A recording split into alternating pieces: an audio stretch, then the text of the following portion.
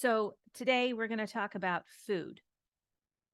There are lots of great words that go along with food, and we'll also have some dialogues and some grammar to look at. Fresh. If something is fresh, it means it was just in the garden yesterday, or we cooked it soon after it was harvested. It's very fresh. These are some fresh tomatoes. Tomatoes. Basil. Basil and garlic.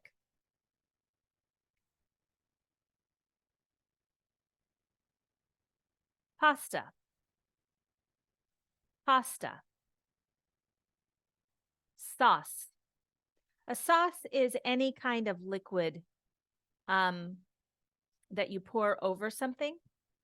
Now, I've worked with a lot of people from a lot of different countries, and I have heard them confuse this word. They're looking for a certain type of tomato paste, but they pronounce it pasta, and then I think that they want this. So please understand, this is pasta, and this is paste. Paste is how you say this. Paste is a thick sauce. You might use it as the base ingredient for your sauce. Paste. Burst. Burst is an explosion. Burst. If you eat a cherry tomato, it kind of explodes in your mouth. You say, that cherry tomato was so good, it just burst in my mouth, and all the juice goes throughout your mouth. Burst. And this is sunshine. Sunshine describes all things happy. So we know about the sun. You know how you feel when you step into the sun and you feel warm and you feel happy? That's a burst of sunshine. Or maybe you eat something that reminds you of that feeling, and you can say, that tasted like a burst of sunshine. It's very poetic. Taste buds. The little dots on your tongue, this is your tongue. The little dots on your tongue are your taste buds, the bumps. Taste buds. Roasted. Roasted. When you cook something in the oven at a very low temperature for a long time, you can say it's roasted. So we might roast a turkey, or we might roast chestnuts, or we might roast potatoes and green beans. Roasted. Butter chicken. Butter chicken is an Indian dish. It has a curry sauce. It's a very mild Indian dish. Indian, coming from India. Indian. Exotic. Exotic describes something that comes from far away. Okay? So if I live in the United States, I would say these fruits are exotic. These are exotic fruits because they don't grow well in the United States. And so I don't get to eat them very often. They are exotic to me. But to someone else, these fruits might be very common. Common is the opposite of exotic. These fruits might be very common to someone else. But I don't know, something that's common to me might be exotic to you.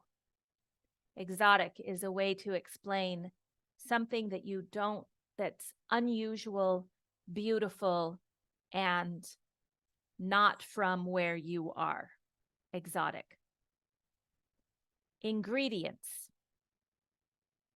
Ingredients are any food stuff that goes into some kind of a recipe.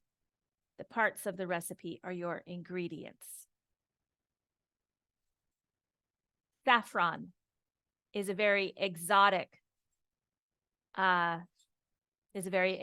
spice. It's expensive in the United States, and I don't think it's grown very many places. It's an exotic spice. Earthy. Earthy is a taste. If something